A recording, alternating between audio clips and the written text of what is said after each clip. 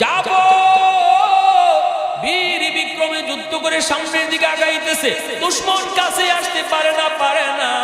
হঠাৎ করে নবী বলেন, আমার জাফরের পিছন দিক দিয়ে একটা বেঈমান তার ডান হাতটা কেটে ফেলেছে। নবী বলেন, জাফর বাম হাতে পতাকা ধরে রেখেছে, দুশমন তার বাম হাতটাও কেটে ফেলেছে। আল্লাহর নবী বলেন, এরপরে দুশমন আমার জাফরের দেহটাও কেটে ফেলেছে। জাফর মাটিতে পড়ে গেছে, তবু ইসলামের পতাকা মাটিতে পড়তে দেয় না, কামড় দিয়া পতাকা সোজা করে ধরে রাখছে। কামড় দিয়া পতাকা ধরে রাখছে, তবু মাটিতে পড়তে দেয় না। 3 নম্বর সেনাপতি আব্দুল্লাহ ইবনে রাওয়াহা দৌড় দিয়ে আসলেন, আয়েশা পতাকা ধরবেন, কিন্তু জাফর কামড় ছাড়ে না।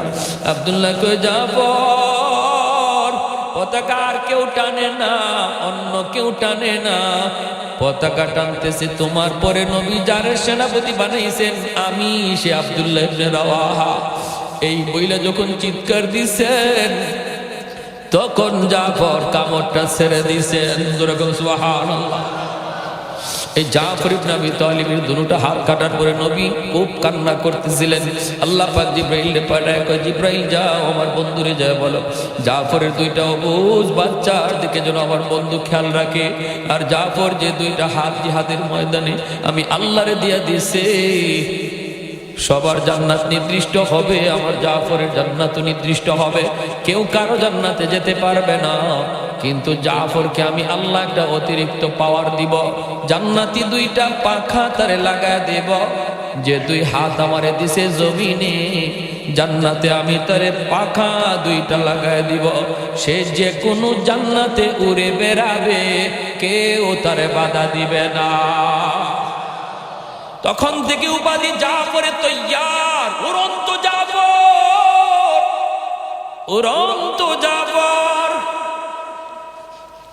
আব্দুল্লাহ ইবনে রাওয়াহা তিনিও শহীদ। এরপরে সেনাপতি হবেন 4র্থ একজন, কে তিনি নামটা পরে বলবো, যার হাতে ইসলামের বিজয় আসলো। কার কার শুনবার ইচ্ছা আছে একটু হাত উঠে আল্লাহকে দেখায়। আমার বাড়ি হলো সিলেট বানিয়াচঙ্গে। এক সময় একটা ঘটনা, একজন রাজা ছিলেন যার নাম ছিল আলী রাজা। এই আলী রাজার রাজত্ব ছিল খাঁটি পাক্কা মুমিন, বিন্দু পরিমাণ ইমানের মধ্যে কোনো ধরনের গাফলতি ছিল না, দুর্বলতা তার ছিল না। ইংরেজরা আমাদের গ্রামে ঢুকেই তারা সর্বপ্রথম থানার অবস্থান করে ঘোষণা জারি করলো, এই দেশে কোথাও আজান চলবে না, আজান দেওয়া বন্ধ করে দিল। আলী রাজার কানে যখন আসলো, আল্লাহর বান্দা আল্লাহর গোলাম তিনি তার মসজিদের মুয়াজ্জিনকে বলতেছেন, আজ আমার মসজিদের আজান তুমি পরে দাও অথবা অন্য কাউকে দিয়ে দেওয়াবো। তুমি যে আজান দিবা, ইংরেজরা যেই থানায় অবস্থান করেছে ওই থানার মসজিদে যাইয়া ওদের সামনে আজান দাও। বলুন তো ইমানি জজ্বা আসেনি না নাই? ইমান আসেনি না নাই? বিন্দু পরিমাণ কোন ভয় কলিজার ভিতরে নাই। এজন্যই তো আদেশ জারি করলো, যেখানে ইংরেজ বেনিয়া গোষ্ঠী যে কোনো মসজিদে আজান, সমস্ত মসজিদে আজান বন্ধ করে দেয়। সেখানে তিনি তার মুয়াজ্জিনকে ইংরেজরা যেই মসজিদের পাশে অবস্থান নিয়েছে ওই মসজিদে আজান দিতে তারে পাঠায় দিলেন। মুয়াজ্জিন সাহেব তিনিও কেমন মুজাহিদ, মুয়াজ্জিনও কেমন মুজাহিদ, বিন্দু পরিমাণ কোনো এশকাল করে নাই, এই কথা বলে নাই, হুজুর ইংরেজরা তো আমাকে গুলি করে মেরে ফেললে তো কোনো বিচার নাই, তখন তো ওদেরই রাজত্ব। বলে নাই রাজা সাহেব যখন আদেশ দিছে, মুয়াজ্জিন সাহেব সোজা ওদের সামনে দেয়া আল্লাহর ঘর মসজিদের সামনে দাঁড়াইয়া ইংরেজদের নাকের ডগায় আজান দেওয়া শুরু করছে। সাথে সাথে ইংরেজরা যার যার অস্ত্র নিয়ে তাক করে ফেললো, যেন এই মুহূর্তেই গুলি করে ফেলবে। সেনাপতি কই থাম, গুলি চালাবি না, আগে আমি একটু বুঝি এটা মানুষ না আর কিছু, ঠিক না? আগে বুঝিনি আমি মানুষ না অন্য কিছু, তোরা থাম, গুলি করবি না। আজান শেষ হওয়ার পর সেনাপতি কাছে গেল, সরকারি এই ইংরেজের ফৌজরা ওরা অস্ত্র ত্যাগ করে রাখলো, অনুমতি পাইলেই ঝাঁঝরা করে দিবে। সেনাপতি যা বলতেছে, কি ব্যাপার, এখানে আজান দিতে কি তোমার একটুও কোনো ভয় লাগলো না? নিজের জানের মায়া বুঝি মোটেও নাই। কে তোমার আজান দিতে বলছে? মুয়াজ্জিন সাহেব কয়, আমি আজান দেই না, আমাকে দেওয়ানো হয়েছে। কে? কয়, রাজা মহোদয়। যখন এই কথা বলছে সেনাপতি মাথায় তো গিলু আছে, কয়, রাখ, তোরা যার যার অস্ত্রগুলা নিচে নামায় ফেল, কারণ তার কোনো দোষ নাই, সে দূত, যে পাঠাইছে সব দোষ হলো তার, যিনি আসছে তার কোনো দোষ নাই, সে বেকসুর, খালাস। তাহলে বোঝা গেল যে দূতের কোনো দোষ, দূরে বলেন, দূতের কোনো দোষ। আন্তর্জাতিক নীতিমালা, খালি ইসলাম ধর্মে না, সকল ধর্মের নীতিমালাই হলো দূতের কোনো দোষ নাই, দূত খালাস, একদম বেকসুর, নির্দোষ, তার উপরে কোনো দোষ দেয়া যাবে না। গেছে সেনাপতি যাইয়েই উনি তো বসা, ওনার দুই দিকে খাদেমরা বাতাস করতেছে, সেনাপতি তার পুরো ফৌজ লইয়া গেছে, যাইয়েই বুকের মধ্যে তাক করা।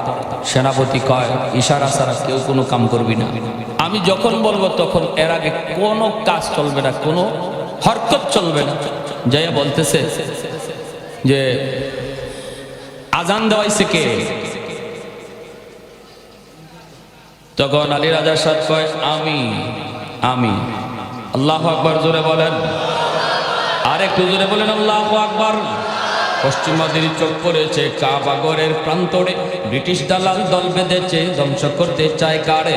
পশ্চিমাদের চোখ পড়েছে কাবাগরের প্রান্তরে, ব্রিটিশ দালাল দল বেঁধেছে ধ্বংস করতে চায় কারে।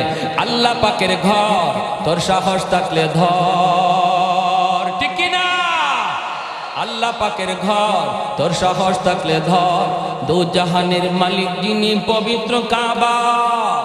ওই আরবের দিন বাঁচাতে সত্য ন্যায়ের মুক্তি চাই, মুহাম্মাদের বাহিনী আজ আসলে তোদের রক্ষা নাই। ওই আরবের দিন বাঁচাতে সত্য ন্যায়ের মুক্তি চাই, মুহাম্মাদের বাহিনী আজ আসলে তোদের রক্ষা নাই। মুহাম্মাদুর রাসূলুল্লাহর বাহিনী আসেনি, হাত উঠে বলো আসেনি। জেগে উঠো ওহে মুসলমান, আর কতদিন দিন ইসলামের সইবে অপমান। রক্ত দিয়ে পবিত্র ওই মক্কা মদিনা, সেই জমিনে সিনেমা হল চলতে পারে না।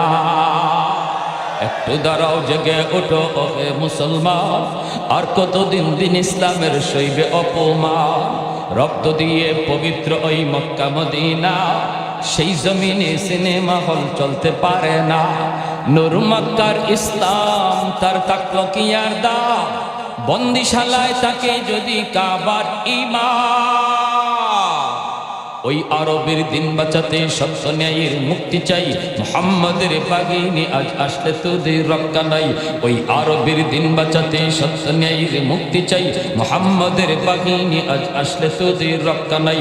পশ্চিমাদের চোখ পড়েছে কাবা ঘরের প্রান্তরে, ব্রিটিশ দালাল দল বেঁধেছে ধ্বংস করতে চায় কারে।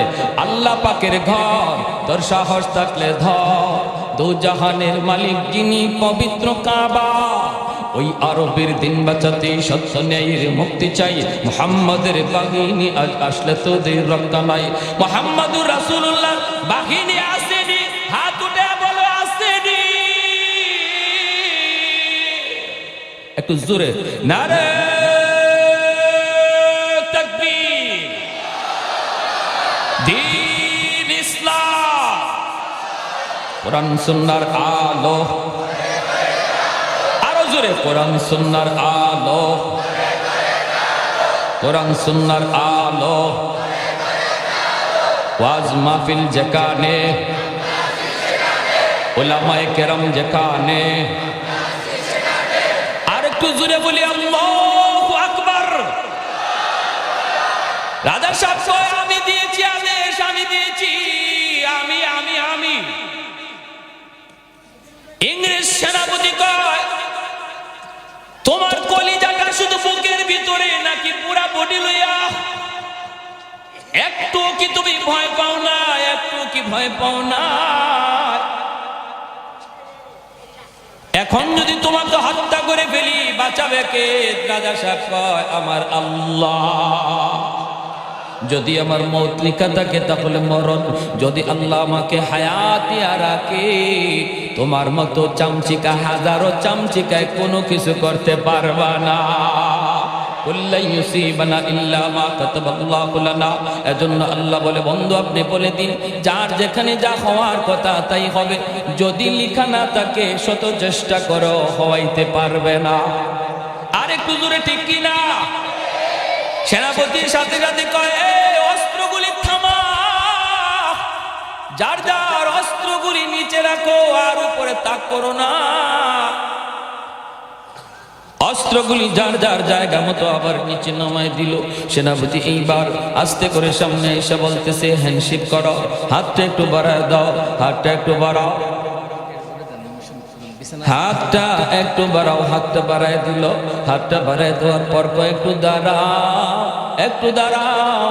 তোমার মতো বীর বাহাদুরকে এইভাবে নিরুপায় অবস্থায়, নিরস্ত্র অবস্থায় হত্যা করা, এটা কোনো বাহাদুরি নয়। বাহাদুরি হলো আমার হাতে যা তোমার হাতেও তা, আমার শক্তি যেমন তোমার শক্তিও তেমন। এই অবস্থায় যদি আমি আঘাত করতে পারি তাহলে বাহাদুর। আমার হাতে অস্ত্র, তোমার হাতে তাসবিহ। এই হালতে আঘাত করার নাম বাহাদুরি নয়, এর নাম হলো বিড়ালের কাজ। এটা বাহাদুরি নয়। এজন্য আল্লাহ নবী, রহমতের নবী সহ্য করতে পারলেন না। মায়ার নবী 3000 সাহাবায়ে কেরামের এক মুজাহিদ বাহিনী গঠন করলেন। আর নবী এলান করলেন, আজকের যুদ্ধ হবে অত্যন্ত সঙ্গীত, বড় খতরনাক। দুশ্মন হলো 2 লক্ষ। কয় লক্ষ? জোরে কর। দুশ্মন হলো 2 লক্ষ, আর মুজাহিদ মুসলমান মাত্র কয় হাজার? মাত্র 3000। 2 লক্ষ দুশ্মনের মোকাবেলা করবে মাত্র 3000, মাত্র 3000। ভাইরা আমার, মুতার যুদ্ধ খ্রিস্টানদের সাথে বহুত বড় যুদ্ধ। প্রায় 2 লক্ষ দুশ্মন ময়দানে হাজির। আল্লাহ নবীর দূত, এই দূতকে হত্যা করে ফেললো মায়ের নবী। এর বিচারের জন্য, প্রতিশোধ নেওয়ার জন্য আল্লাহর নবী সাহাবায়ে কেরামের কাছ থেকে তিনি ওয়াদা নিলেন। নবী বলেন, দূতের তো কোনো দোষ নাই, দূতের কোনো অন্যায় নাই। আমি যদি কাউকে পাঠাই, আমি যদি কাউকে কারো কাছে দাওয়াত দিয়া পাঠাই, তাহলে দুষ্ট হলে আমি নবীর হবে। আমার দূতের তো কোনো দোষ নাই। আন্তর্জাতিক নীতিমালায় দূতের কোনো দোষ হয় না, দোষ হয় যে পাঠায় তার। ঠিক কিনা জোরে বলেন? আল্লাহ নবী রোম সম্রাটের কাছে কালেমার দাওয়াত দিয়া নবী পাঠাইলেন, কিন্তু নবীর দূতকে তারা হত্যা করে ফেলল। মায়ার নবী কলিজার মধ্যে বড় ব্যথা পেলেন। নবীর সাথে সাথে তিনি প্রতিশোধ নেওয়ার জন্য, জবাব দেওয়ার জন্য প্রস্তুতি নিলেন। আল্লাহর নবী তিনি প্রস্তুতি নিলেন। আমার নবী, রহমতের নবী বলতেছেন, আজকের যুদ্ধে 3 জন সেনাপতির নাম আমি নবী ঘোষণা করব। এই 3 জনকে অবশ্যই যুদ্ধে যাওয়া লাগবে। বাকিরা কেউ যদি যেতে চায় যেতে পারবে, যদি না যেতে চায় তাহলে কোনো বাধা নাই। যেতে চাইলে যাবে, যেতে না চাইলে কোনো আদেশ নাই, জোর জবরদস্তি নাই। কিন্তু আমি নবী 3 জন সেনাপতির নাম ঘোষণা করব, ওদেরকে অবশ্যই যুদ্ধে যাওয়া লাগবে। একজন নবী বলেন, আজকের যুদ্ধের প্রথম সেনাপতি হবে আমার সন্তান, নাম হলো যায়েদ ইবনে হারেসা। আমার নবীর পালক পুত্র যায়েদ ইবনে হারেসা, যিনি নবীকে আব্বু কয়ে ডাকতেন। নবী শুধু যায়েদের মুখ থেকে আব্বা ডাক শুনেছেন। আমার নবী, রহমতের নবী, মায়ের নবী এত আদর করতেন যায়েদ ইবনে হারেসাকে। এই যায়েদ ইবনে হারেসা নবীর একমাত্র সন্তান, নবীর পালক পুত্র। এই যায়েদ ইবনে হারেসা কি মায়ার নবী আজকের যুদ্ধ, যেই যুদ্ধ হবে ইসলামের ইতিহাসে বড় উল্লেখযোগ্য একটা যুদ্ধ, যেই যুদ্ধ হবে অত্যন্ত বিপজ্জনক। দুশমন হলো 2 লক্ষ, মুসলমান মাত্র 3000।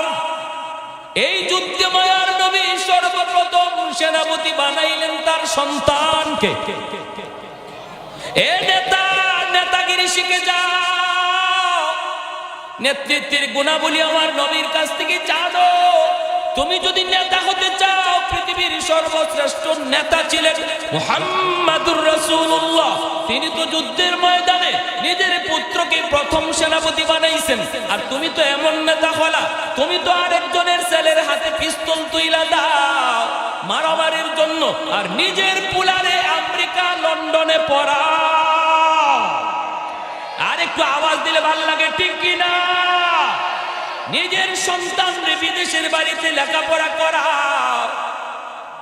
ব্যারিস্টারি পড়াইতেছো, ইঞ্জিনিয়ার বানাইতেছো, কত বড় শিক্ষিত তুমি বানাইতেছো, বানাও।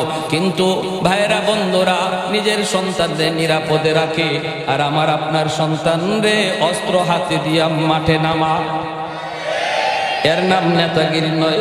আমার নবী শিখায় গেছেন, মহান নেতা ছিলেন আমার নবী, মায়ার নবী। এত বড় যুদ্ধ, যেই যুদ্ধ থেকে মুসলমান বেঁচে আসার কোনো সম্ভাবনা নাই। আমার নবীও জানেন এই যুদ্ধে সেনাপতি একজনও জীবিত থাকবে না। এই যুদ্ধে একজনও সেনাপতি জীবিত থাকবেন না, শহীদ হয়ে যাবেন। আমার আল্লাহ জানাইছেন কেউ তারা জীবিত থাকবে না। তবুও ওই নবী এই যুদ্ধেই সর্বপ্রথম সেনাপতি বানাইছেন নিজের একমাত্র সন্তান যায়েদ ইবনে হারেসা।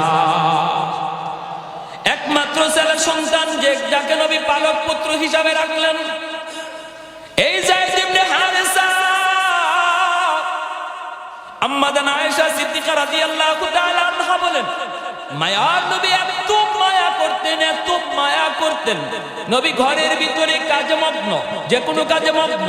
ওই অবস্থায় আম্মা জান বলেন, যদি নবী আওয়াজ পাইলেন ঘরের বাহিরে যায়েদ কোথাও গেছেন, মাত্র আসছেন, আল্লাহ নবী যদি আওয়াজ পাইছেন যায়েদ আসছে, আম্মা জান আয়েশা সিদ্দিকা রাদিয়াল্লাহু তাআলা আনহা বলেন, নবীজি হালতে ছিলেন, গায়ে চাদর আসেনি না নাই, এতটুকু পর্যন্ত মায়ার নবীর খেয়াল থাকতো না।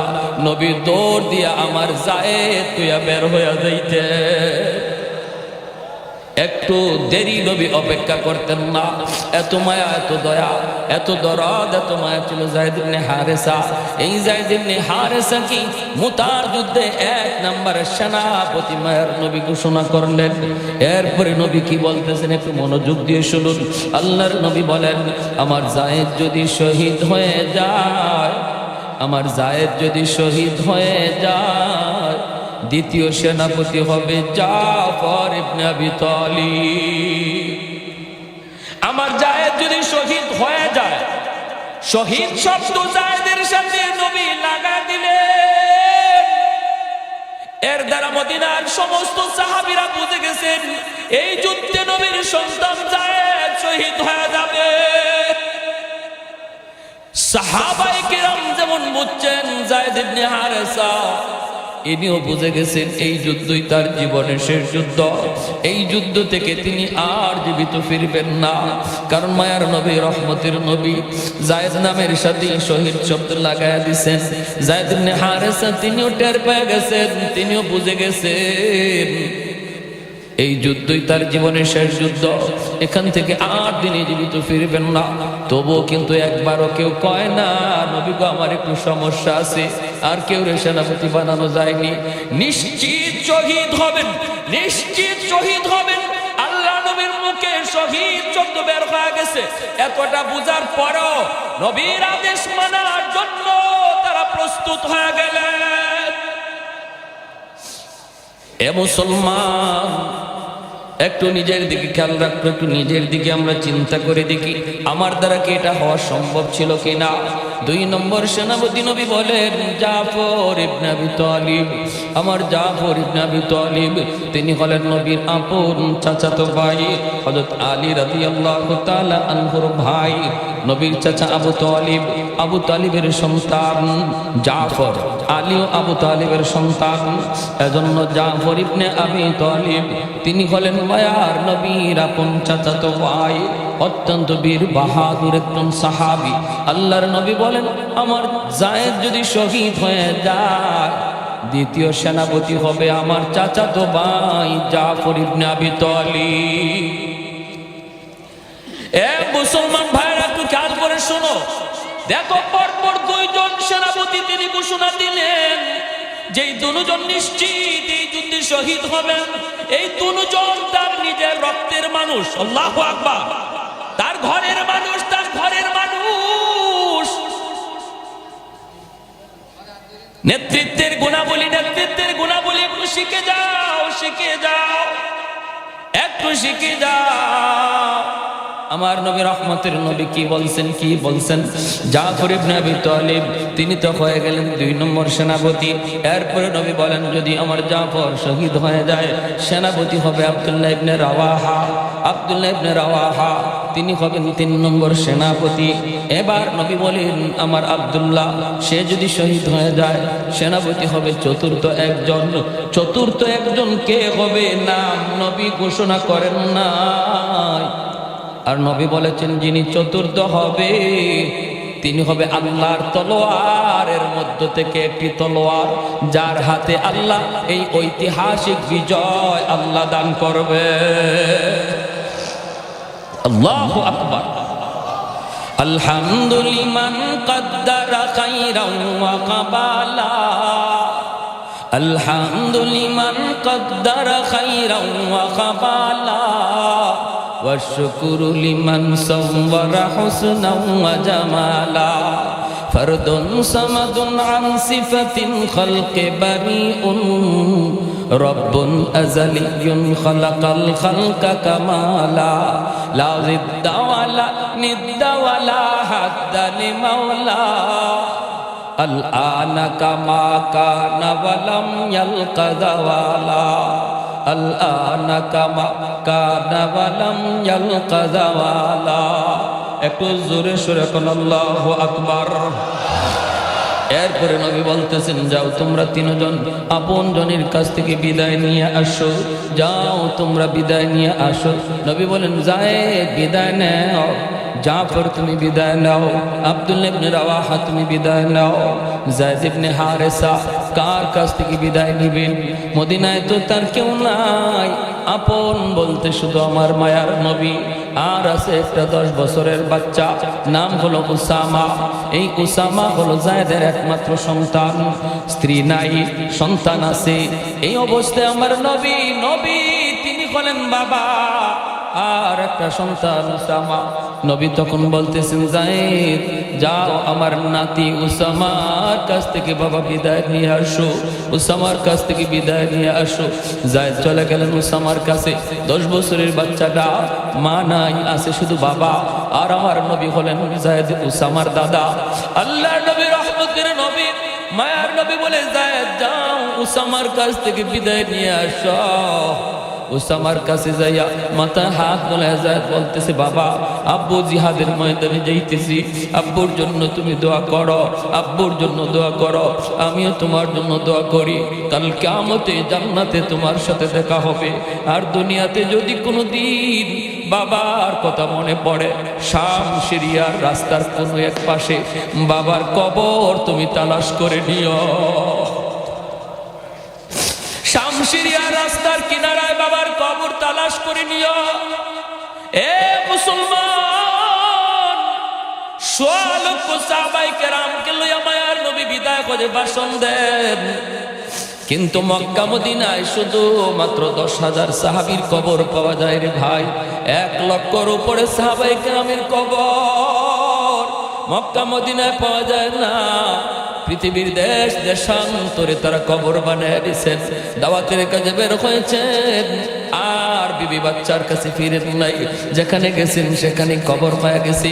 আফ্রিকাতে নবীর সাহাবীর কবর রয়েছে, চীনে নবীর সাহাবীর কবর রয়েছে, ইউরোপে আমার নবীর সাহাবীদের কবর রয়েছে, সর্ব জায়গায় নবীর সাহাবায়ে কেরামের কবর রয়েছে। এইভাবে আমার ভাইয়েরা বন্ধুরা এইভাবেই সাহাবায়ে কেরামের কবর পৃথিবীর দিক দিগন্তে ছড়ায় ছিটে আছে।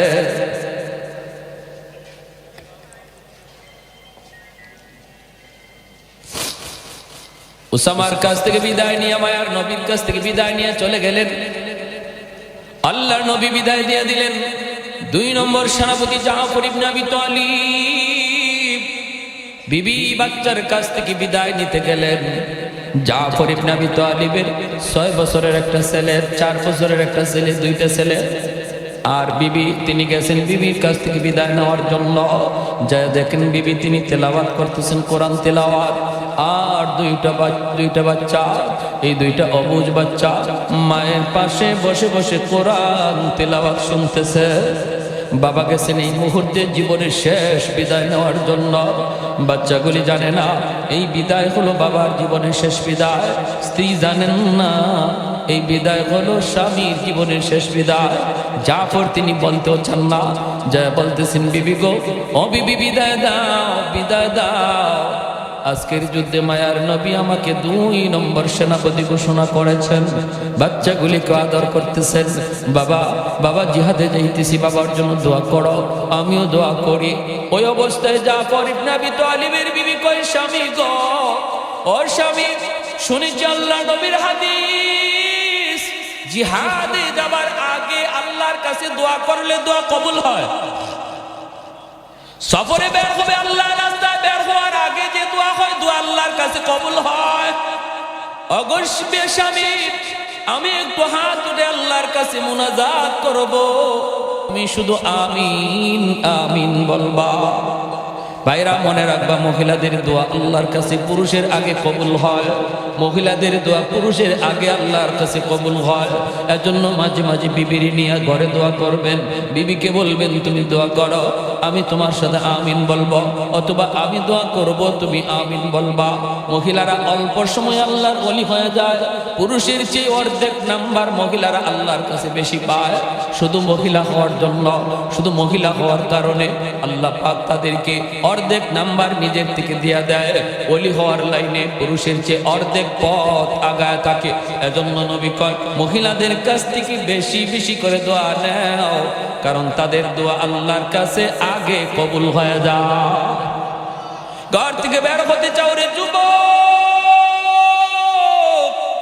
মার কাছ থেকে দোয়া নাও, বোনের কাছ থেকে দোয়া নাও, মেয়েটার কাছ থেকে দোয়া নাও, স্ত্রীর কাছ থেকে দোয়া নাও। আল্লাহ নিরাপদে আবার ফিরায় দিবে। তাদের কাছে বেশি বেশি দোয়া চাও। আমার নবী রহমতের নবী ও সফরে যাওয়ার আগে কলিজার টুকরা মেয়ে ফাতেমার কাছ থেকে নবী দোয়া নিয়ে যাইতি। সুবহানাল্লাহ, জোরে কর। এজন্য মহিলাদের উপরে জুলুম করবা না, মহিলাদের উপরে রাগ করবা না, মহিলাদের উপরে টর্চারিং করবা না, কারণ তারা আল্লাহর কাছে তোমার চেয়ে অনেক বেশি প্রিয়। যদি 1 ফোঁটা চোখের পানি জমিনে পড়ে রে যুবক, তোমার কোনো কথার কারণে, তোমার কোনো আচরণে আল্লাহর আদালতের ফাইলে জমা হয়। মজলুমের প্রতিটা চোখের পানির ফোঁটা আল্লাহর আদালতের ফাইলে জমা হয়। দুনিয়াও তোমার বরবাদ হয়ে যাবে, আখিরাতও বরবাদ হয়ে যাবে। মার চোখ দিয়া পানি ফেলায়ও না, স্ত্রীর চোখ দিয়া পানি ফেলায়ও না, মেয়েটার চোখ দিয়া পানি ফেলায়ও না, বোনের চোখ দিয়া কখনো পানি ঝরায়ও না। যদি তাদের চোখের পানি ঝরে, এটা আল্লাহ বরদাস্ত করে না। ওয়াশিরুহুন্না বিল মারুফ, আল্লাহ কয় আমি আল্লাহ সুপারিশ করি তোমরা তোমাদের স্ত্রীদের সাথে ভালো আচরণ কইরো। আল্লাহ কত নরম হয়ে কইতেছে, প্রতিটা জায়গার মধ্যে আল্লাহ আদেশ করে। আমি আদেশ জারি করলাম, তোরা এটা কর, তোরা এটা কর। কিন্তু স্বামীদেরকে আল্লাহ পাক বিবির সাথে ভালো আচরণ করার জন্য আল্লাহ কয়, বান্দা আমি আল্লাহ তোমারে সুপারিশ করি, বিবিরে মায়া করো, বিবির সাথে ভালো আচরণ করো, ভালো আচরণ করো। আল্লাহ কত নরম ভাষায় বলতেছেন। এজন্যই জাফর ইবনে আবি তালিবের বিবি হাত উঠা দিছে আর কয় স্বামী গো আমি হাত উঠাবো। জিহাদে যাওয়ার আগে আল্লাহর দরবারে দোয়া কবুল হয়, তুমি শুধু আমিন আমিন বলবা। এই বইলা জাফর তিনি হাত উঠাইছেন, বিবিও হাত উঠাইছেন। বিবি হাত উঠা তখন আল্লাহ আল্লাহ আজকের যুদ্ধ, এই যুদ্ধে তুমি মুসলমানদের বিজয় দিও। জাফর কয় আমিন, মানে দোয়া কবুল হয়ে গেছি। 2 নম্বরে কয় আল্লাহ এই যুদ্ধে শুনেছি দুশ্মন সংখ্যায় অনেক বেশি, মুসলমান সংখ্যায় বড় কম। আল্লাহ মুসলমানদের শক্তি সাহস তুমি বাড়ায় দিও, যদিও তারা সংখ্যায় কম, শক্তি সাহস তুমি বাড়ায় দিও। জাফর ইবনে আবি তালিব কয় আমিন, মানে দ্বিতীয় দোয়া কবুল। 3 নম্বর দোয়া করতেছে আল্লাহ আমার 2টা অবুঝ বাচ্চা এখনো বড় হয় নাই, এখনো কিছু বুঝে নাই।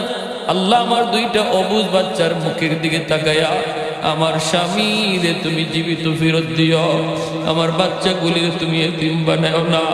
এই কথা বলতেই জাফর আর আমিন আর বললেন না, হাতটা ছেড়ে দিলেন তলোয়ারের বাট দিয়া।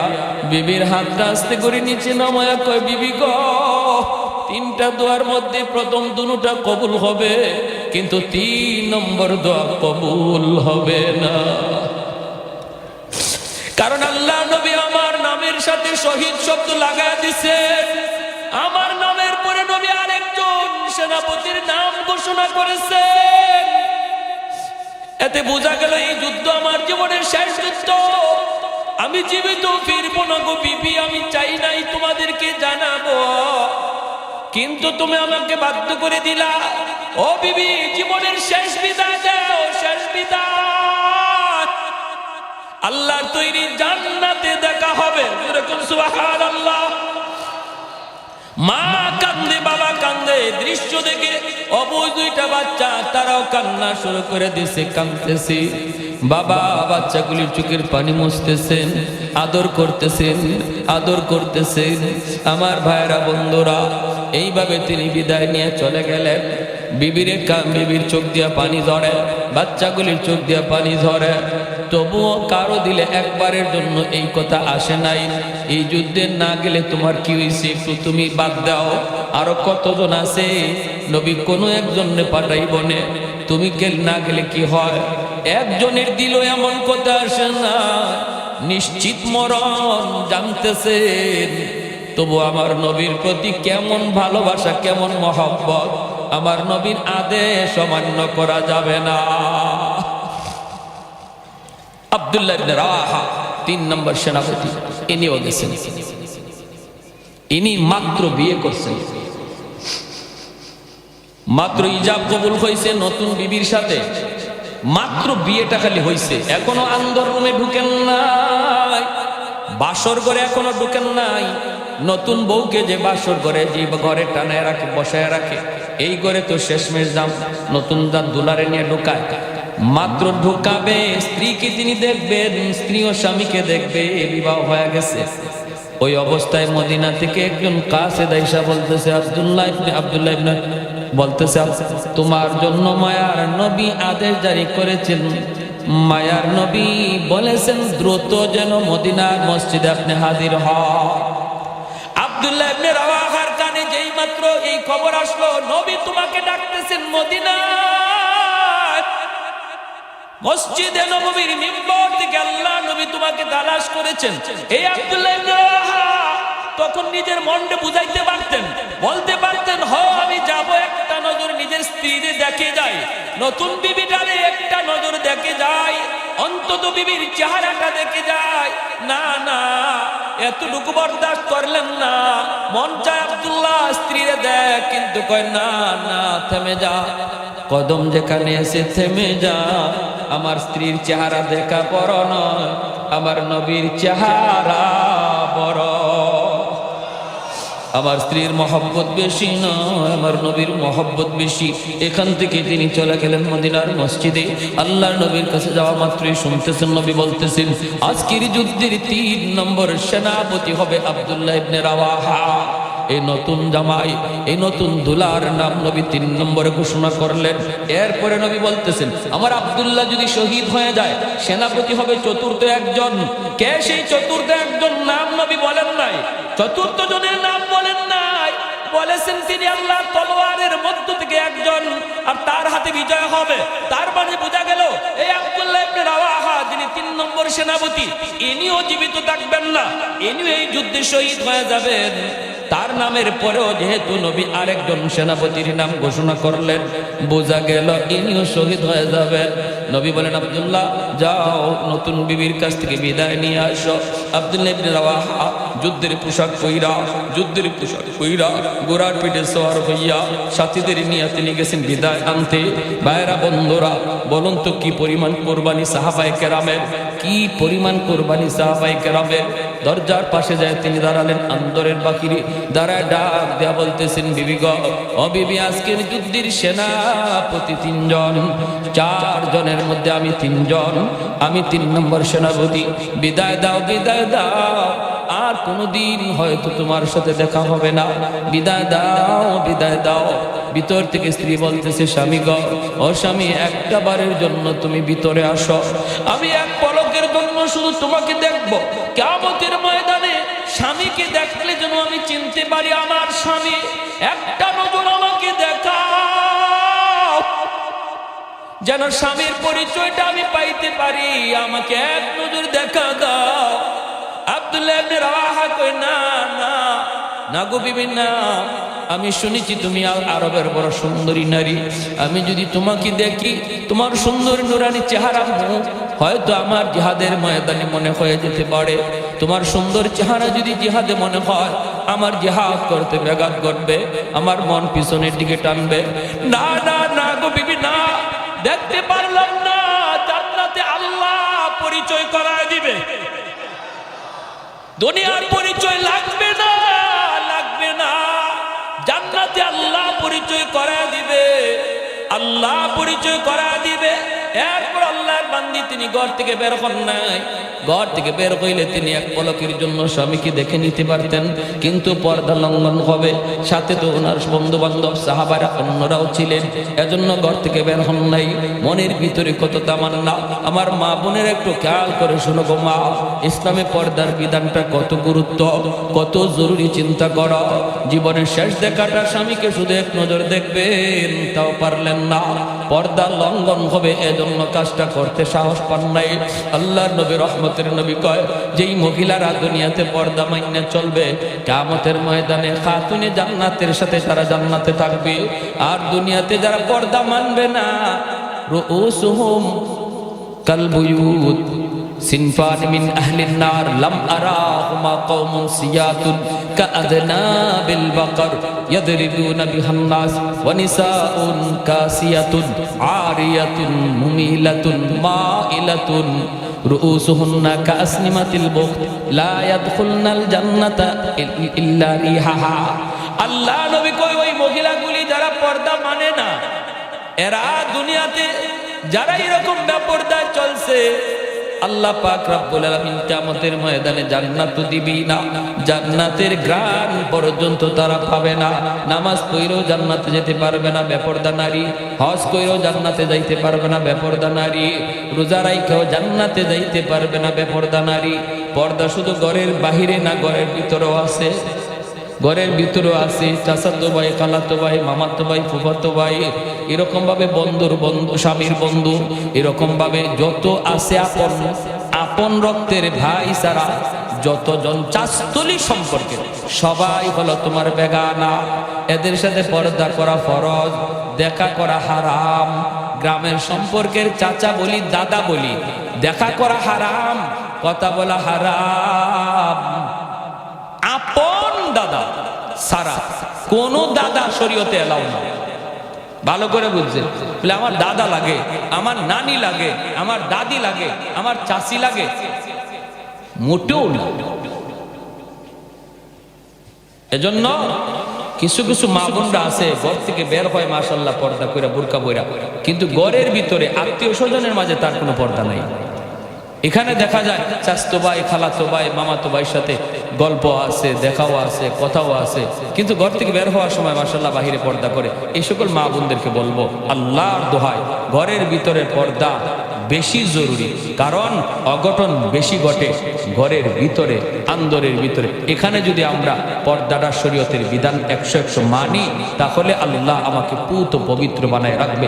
আব্দুল্লাহ ইবনে রাওয়াহা, ওনার স্ত্রী কিন্তু বের হন নাই, চাইলে বের হতে পারতেন, তিনি বিদায় নিয়ে চলে গেলেন।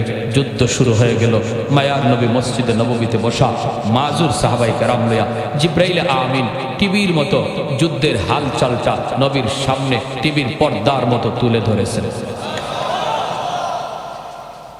আল্লাহ, কত বড় কুরবানি ছিল সাহাবায়ে কেরাম। যুদ্ধ শুরু হয়ে গেল। নতিজা, ফলাফল প্রথম সেনাপতি যায়েদ ইবনে হারেসা যুদ্ধ করতেছেন। আল্লাহ নবী বলতেছেন সাহাবীদেরকে, ইসলামের পতাকা আমার যায়েদের হাতে। বীর বিক্রমী যায়েদ যুদ্ধ করতেছে, সামনের দিকে আগাইতেছে, দুশমনকে কচুকাটা করতেছে, দুশমনের দিকে আগাইতেছে। হঠাৎ করে নবী চিৎকার দিয়ে উঠলেন, সাহাবীরা রে, আমার যায়েদ এই মুহূর্তে শহীদ হয়ে গেল। দুশমনরা আমার যায়েদকে শহীদ করে ফেলল। দ্বিতীয় সেনাপতি জাফর ইবনে আবি তালিব দৌড় দিয়ে আয়েশা ইসলামের পতাকা মাটিতে পড়তে দেন নাই, উঁচু করে ধরে রাখছেন। নবী বলেন, এইবার ইসলামের পতাকা আমার চাচাতো ভাই জাফরের হাতে। বীর বিক্রমে যুদ্ধ করে সামনের দিকে আগাইতেছে, দুশমন কাছে আসতে পারে না। হঠাৎ করে নবী বলেন, আমার জাফরের পিছন দিক দিয়ে একটা বেঈমান তার ডান হাতটা কেটে ফেলেছে। নবী বলেন, জাফর বাম হাতে পতাকা ধরে রেখেছে, দুশমন তার বাম হাতটাও কেটে ফেলেছে। আল্লাহর নবী বলেন, এরপরে দুশমন আমার জাফরের দেহটাও কেটে ফেলেছে। জাফর মাটিতে পড়ে গেছে, তবু ইসলামের পতাকা মাটিতে পড়তে দেয় না, কামড় দিয়া পতাকা সোজা করে ধরে রাখছে। কামড় দিয়া পতাকা ধরে রাখছে, তবু মাটিতে পড়তে দেয় না। 3 নম্বর সেনাপতি আব্দুল্লাহ ইবনে রাওয়াহা দৌড় দিয়ে আসলেন, আয়েশা পতাকা ধরবেন, কিন্তু জাফর কামড় ছাড়ে না। আব্দুল্লাহ কই, জাফর পতাকা আর কেউ টানে না, অন্য কেউ টানে না, পতাকা টানতেছে তোমার পরে নবী যার সেনাপতি বানাইছেন আমি, সে আব্দুল্লাহ ইবনে রাওয়াহা। এই বইলা যখন চিৎকার দিছেন, তখন জাফর কামড়টা ছেড়ে দিছেন। সুবহানাল্লাহ। এই জাফর ইবনে আবি তালিবের দুটো হাত কাটার পরে নবী খুব কান্না করতেছিলেন। আল্লাহ পাক জিব্রাইলকে পাঠায়, কয়, জিব্রাইল যাও আমার বন্ধুরে যায় বলো জাফরের 2টা অবুঝ বাচ্চার দিকে যেন আমার বন্ধু খেয়াল রাখে। আর জাফর যে 2টা হাত জিহাদের ময়দানে আমি আল্লাহরে দিয়া দিছে, সবার জান্নাত নির্দিষ্ট হবে, আমার জাফরের জান্নাতও নির্দিষ্ট হবে। কেউ কারো জান্নাতে যেতে পারবে না, কিন্তু জাফরকে আমি আল্লাহ একটা অতিরিক্ত পাওয়ার দিব। জান্নাতি 2টা পাখা তারে লাগায় দেব। যে 2 হাত আমারে দিছে জমিনে, জান্নাতে আমি তারে পাখা 2টা লাগায় দিব। সে যে কোনো জান্নাতে উড়ে বেড়াবে, কেউ তারে বাধা দিবে না। তখন থেকে উপাধি জাফরে তৈয়ার, উড়ন্ত জাফর।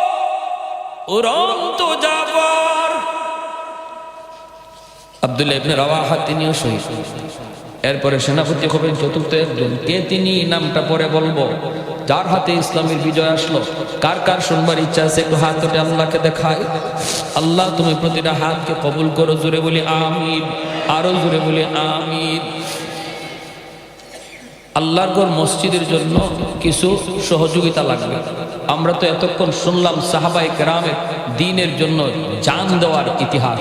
এখন আমরা একটু জান না, শুধু একটু মাল দিব, দেখবো আল্লাহর ঘরের প্রতি, দ্বীনের প্রতি কার কি পরিমাণ দরদ আছে, কার কি পরিমাণ দরদ আছে। 5 তলার ফ্লোর টাইলসের জায়নামাজ 260 পিস, 260 পিস পূরণ 700 মানে 700 টাকা করে 260 পিস লাগে। 260 পিস, এক একটা পিসের দাম 700 টাকা।